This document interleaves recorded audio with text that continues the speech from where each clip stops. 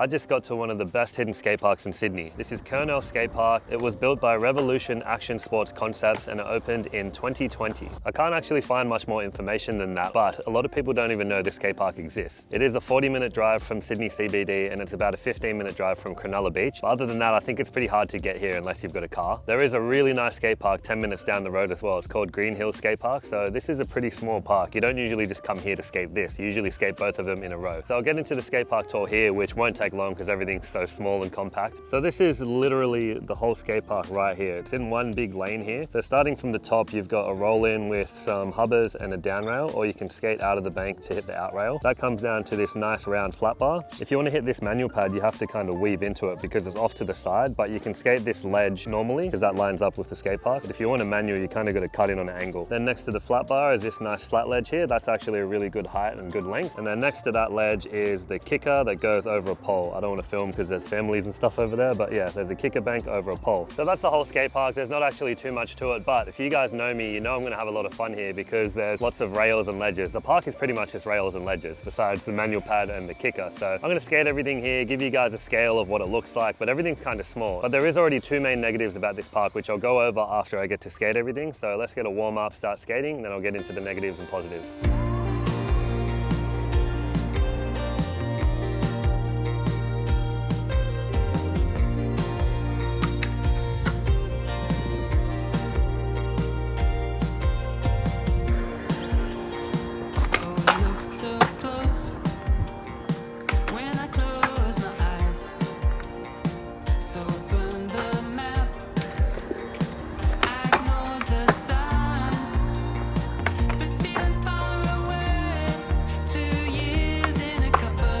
I forgot to mention I got another 9.5 heroin egg. I enjoyed this shape so much, so I had to get another one.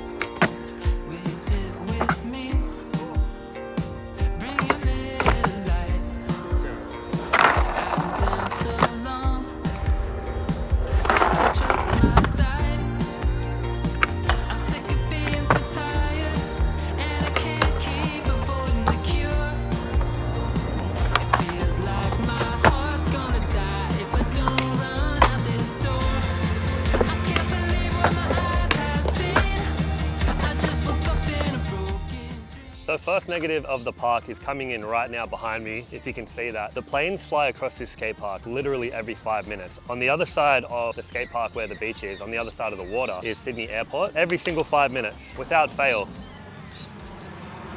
So it starts to give you a headache.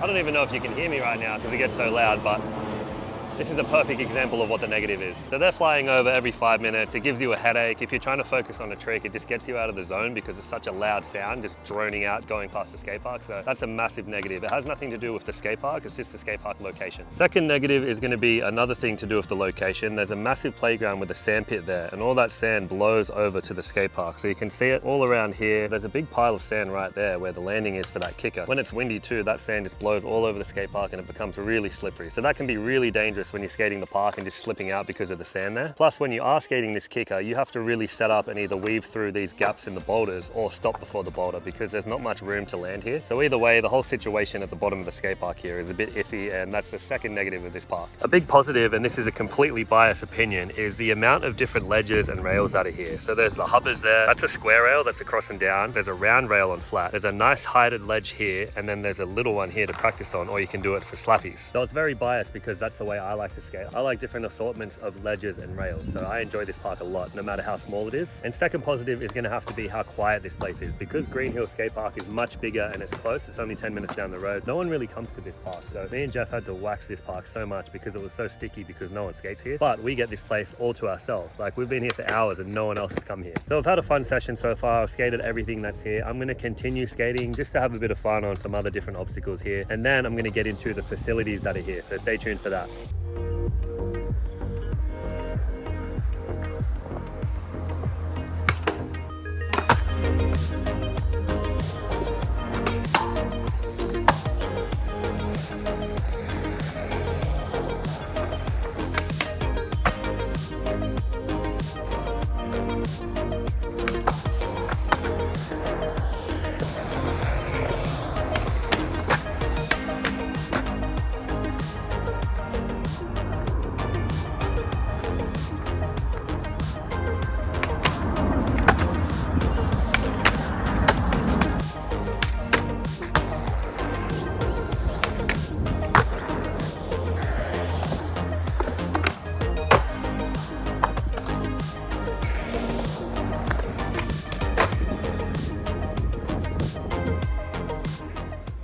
So the skate park has lots of parking. There's a big toilet block right here, and there's lots of rubbish and water bubblers around the skate park too, in amongst the playground. The car park is lit as well, but there's no lights on the playground or the skate park, so you can only skate here during daylight hours. The park is fun, but it is very limited to people that can only do grinds and slides on rails and ledges, I guess. There isn't much here to learn, like as a beginner, unless you're trying to learn how to skate ledges. This might be a good park, but there's no transition, there's no quarter pipes or anything, so you're very limited to what you can do here. So I wouldn't recommend you trek it out just to skate this park, but definitely check this park out if you go into Green Hills, because it's only 10 minutes down the road and that park is amazing. So if you enjoyed this video, definitely check out my Green Hill Skate Park review right here. Let me know what skate park you guys want to see next, and I'll see you in the next one. Peace.